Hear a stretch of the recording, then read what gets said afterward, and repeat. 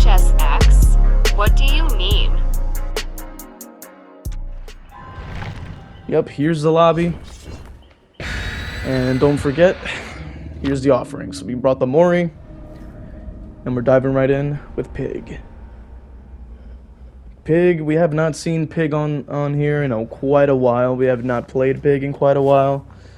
But we're here against some P100s, P400 lobby with brutal strength. Going to be our chase perk of the day here. Seems like Cheryl decided to start clicking. Seems like they're pretty confident. They get an M1 pretty fast. Maybe they shouldn't have been clicking. So then we figured maybe, let's go for that, like the growling mind game, see what that does. Seems like they left the area. I was trying to kind of gauge, like, are they going back to the pallet? They did not. They're just going to hold W, as they do. And we just continue to cut off the angle because they are along the wall of the map, so that pretty much means that they are not going to make much. Now, the rubber banding does give me a free down. So then when I do here's with little pig tech, I guess, pulling them backwards by the placement of the trap and then backing up a little bit to pull it back even more away from the distance of the pallet. So I was able to swing out, not get stunned, and they waste a free pallet, and then I'll just chop it with brutal strength and call it a day.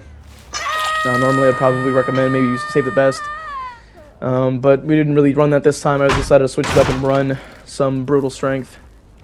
Now this build can probably be pretty useful for a lot of N1 killers, I would say, especially with the gen regression changes coming into the game, or at least coming to the PTB to be tested. You do want to have other options in case the nerfs are a little bit heavy-handed. Now Steve does end up running to the side I don't really care for. I decided to swing my way back. Cheryl does start yanking the hook. We're able to just go ahead and cancel the save there and knock down the ace and continue to go after Cheryl. We're just keeping an eye on where she's going. She didn't really make much distance. And we're just kind of counting out the 10-second endurance. We block the window so they can't just get the fast vault. We get the yank out of the window, and we just go ahead and place him on the hook. So from this position, we figure now I can actually go over to where Ace is, because they either would have to get off the gen across the map to come and pick up Ace. We apply another trap. That also means that Cheryl's trap is activated, Deadlock is activated, and we place them on the hook. Place them on the hook. We go back over to Cheryl. Steve's teabagging, wasting his own time. Being a goofball. And we start going after the ace again to get him out of the game. He reaches a weak pallet. We go ahead and mind game it. Seems like he decided to wait it instead. Not a good position. I position myself in sort of toward the edge of the pallet and then swing out into getting an M1. He tried throwing a flashbang. We just moonwalk and look up in the sky.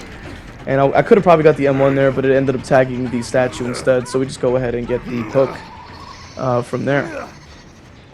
Now, while we're here, we're also hearing Cheryl on the box, so I figure, okay, she's going to run that way, she'll go save. I can pretty much go after the Cheryl again, and pretty quickly, because they're going to try to get the head trap off. They're going to start pointing, we don't really care about that. We got a free Mori ready to go. Go ahead and chop them up. Hell yeah. The only downside of this Mori, I would say, has to be the fact that it's in first person and not in the third person. But it can be a tactical advantage to have a Mori on Pig, because it is so, it is probably the fastest Mori in the game. So you can actually clear out people without using hooks, which may help out due to map design and hook placement that may or may not be destroyed. So we also see somebody kind of around the area jumping into a locker. I figured maybe I can get the grab, but it is head on. So I guess that's their last ditch effort. They pretty much make nothing else after that. They could have probably went for a vault, and it probably would have been better than this, but they just kind of ran out in the middle of the field. Which means all we have to do now is go ahead and get our points by placing a trap on their head for fun. And then we go ahead and go find where Steve's at. Now, from this position, we figure we haven't checked his gen. Just taking a wild guess that they're probably going to be in this area, which they are. We can see them crouching around, being a buffoon as usual. So we go ahead and try to do a little bit some high, like a little bit light movement, a little red stain mind games in case, you know, there is a pallet of some kind or something like that, or they're trying to use the rock here. Now I go for a little bit of a flick here, end up getting the hit with the ambush, and then we place a trap on there for more points. And we pretty much clear out the lobby within the 4 gen mark very quickly. Gotta say, Pig might be a lot better than I thought. And then Brutal Strength is definitely a really good cornerstone of any build. Being able to just, you know, zone people out with a really quick pallet break will always be very effective. Steve does end up pulling the hook. We start going after, I think this is Arena. We just are hitting them on the hook and nodding super hard, you know. If they get anti-camp or they don't, we're still, I wanted them to at least go for the save on Steve. They do end up 4%ing. Behavior couldn't let it slide. They started like spamming their crouch button for some reason. We do assume that maybe this time they'll try to mind game, but no, they just kind of hold W, so it's to be expected. Pretty mindless as I would have kind of assumed. And then they just book it to the next pallet. We knew they were gonna drop it, so I figured, yeah, well, let me just go ahead and use Bloodlust. There's no reason to use any brain power if the survivor themselves are not using any brain power. So we just go ahead and just go around a couple times and clear them out pretty quickly. Give them a big old nod, of course, and go ahead and karate chop that pallet. And then we can put them on the hook for the second time, so that they know full well that we've displayed dominance and that they are terrible at looping and they need to get better. And then we can also take a gander at the builds. This is a P400 lobby. I do enjoy giving the Moris for the P100s. So I gone ahead and you can see the builds there. And then we have the next one. Spawning in on one of my favorite maps with the Pig. Heck yeah. Same build as before, just to see how effective it could be. Had this build kind of lined up for a bit. I figured due to the spawn, I figured they would actually end up spawning on my right hand side, so we do just end up going for the M1. They do really want to use that pallet, and that's why we have Brutal Strength to eliminate that option. Clear out the resources very quickly. Now, we know they're going to go for the vault. Now, what I'm noticing here in the clip is that the vault is still bugged. You're not really supposed to kind of float that long when you're vaulting. So there are a little bit of some bugs with this map still, unfortunately. But otherwise, it's still decent. They do end up making that fast vault. But realistically, we are able to clear out yet another really strong pallet. So we know that this Fang is really just obsessed with wasting all the pallets, so we can definitely try to at least get another one. Now we make our way around. We figure that they should be... I had actually assumed that they would want to go to the library to get that pallet, but they didn't actually do that. Now what I did was I went for the growl mind game to see if they would leave. Kind of feel it out. Seems like they did. It does give us a little bit of time. Now what I think I probably... Ooh, they actually faked the window, so I did the... which the vault's also glitched there as well. I don't know if it's just Pig or not. But I figure... Yeah, so then I would have to break that gen and start to see if I can get some eyes on somebody else, because we were able to... We overextended slightly, but we're still able to clear out what we were supposed to clear out. Overall, we are just going around and breaking the gens. We notice they're at the bottom of the stairs. And then we can also attempt to do that same growl mind game again to see what the vibes are. They decide to stay, so then we go for it again. Kind of flick around our light a little bit so they get confused. And then we're actually able to get the hit with the ambush. Now, what I probably will do is use combat straps instead, because crouch movement is not super useful with what I've been trying to do, which it seems like they failed. Because they are trying to utilize Shadow Step, and I guess they were thinking that I was going to somehow not see them or something. But they ended up getting folded as a result. Now, we have the gen in our possession here with Deadlock. We are able to then hook next to the gen and defend it. And then we use the undetectable ability with Pig to just kind of stay within the range without having to be detected. Now, with the Deadlock nerf, I'm actually thinking it could actually be better for my positional advantages. because I do use Deadlock as an opportunity to start to shift the game to that side of the map, where like depending on how the gens are going to spread. So in some situations, it is better for the gen to be unblocked, so I can actually kick it sooner and actually get more regression as like overall. So the Deadlock changes are probably not going to affect me personally as a player, but I understand the idea. So we do go for the mind game there. I usually recommend just kind of doing, like, feeling it out, you know, uncrouch and see what the vibes are, because it is pretty easy to run away because of the charge, the time it takes to charge. So we do crouch here because we do hear the Nia crying. We're trying to kind of figure out what the vibes are, but I figure, well, I'm gonna have to go for Leon, because if I lose that middle gen, we do lose a good chunk of the map. Problem is, he was able to make a lot of distance very quickly. We are forced into a situation where we need to get this Leon down as soon as possible so we can start applying more pressure that way. We do walk into the pallet. He does try to run into me, I guess. I don't know if that was supposed to be like an FOV or tech or something. It just didn't work. Got himself hit. Once again, brutal strength I find a little bit more useful than save the best, because you don't have to worry about obsessions. He does get the stun there, which is fine. I probably should have just walked normally through it and see if he would waste it. Brutal strength will still be a very useful perk on any build, really. Now what I've done here was I figured, and we're also listening in to hear the breathing. We knew his goofy self would try to fly down in that direction and try to set up under the pallet, but nobody's there to save him. So from here we're able to place them on a hook, which usually is one outside, but it wasn't there. We're down at the 2 gen mark. But the gen that we were defending has been regressing the entire time, so it does allow us to hold down this side of the map. We are looking around here. We noticed that, judging by the pathing, they're just going to book it outside. We figure we could try to jump into a chase as soon as possible. Jen is still regressing. We figure that they're going to have to rotate toward the other side there, so that's why we went undetectable for a bit to kind of see what the vibes are. But we're able to hold the position because we know that there's at least 2 people attempting for a save here, because they feel like they're going to win, as they have like 3 gens done and only 2 hooks. They're very confident that they can make something happen. They're placing a boon. I was trying to see if I can catch the person who placed it, but it didn't seem like I was able to. So I figured from this position, I probably can just go after the Leon again. Should be pretty easy to do.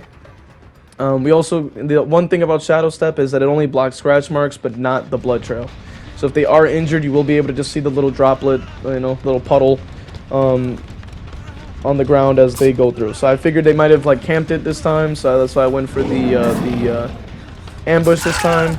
I guess it kind of caught him off guard. I guess I figured he knew that was his only option, was to try to use the pallet. They try to call for Batman. It doesn't work. But we do try to get the M1. For some reason, I just wasn't getting it, which was really weird. I guess I should have been a little bit more patient, I guess, or something. But either way, out of the 1 gen mark, we were able to get him on the second state. We know that the well, I'm not entirely sure why they were hiding in that corner, but either way, from this area I figure, well, now we know that the whole team is going to try to defend Leon, because they know that I specifically want him to be eliminated from the game. So we continue to follow him. We know that they're going to drop the God pallet. I went around it. Probably should have broken it though, but you know, either way, try to save a little bit of time. Also, if I did end up breaking it, I would have lost Bloodlust. Now they are trying to body block for the doorway, because obviously I can't pass through otherwise. But we're still able to continue to follow him, because we are just kind of running around. And we just continue to go for Leon, because you know everyone is going to throw themselves to try to buy him enough time. That's what this Jane's trying to do, trying to shine the light and try to get the stun or something. It doesn't work. Now, he's not paying attention, so he ends up getting folded as a result. They're trying to heal, so we go ahead and M1 them, so at least one of them has to heal again. We then try to fake that we're going to pick up. He tries blinding, I guess the ground or something. We just place another head trap. We then fake the pickup, and then we go for the grab, not for the grab, but the M1, just at least to push that pallet out because we don't want that to be there. But I figure I can't break it in time because they're gonna get the pickup on Leon again, and I can't have that. So I need to be able to down him as quick as I can, and keep him there, and then from there pick up so that they're all like in shambles and scattering, so that they can't actually go for an effective save. Now she goes for the Sabo. That doesn't really matter. They get hooked again. And then Jane has also been hooked before, so this is also a really bad play for them.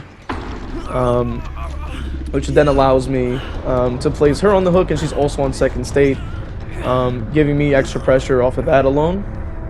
Now that also means that the only person that can save is going to be Nia, because the Fung is injured. So they're going to end up having to get a trade probably, which is not the best case scenario. Now, they're trying to push that gen, even though there's head traps on at least 1 to 2 people, so give or take. So it's probably not a smart play, but we are giving the M1 to the Nia.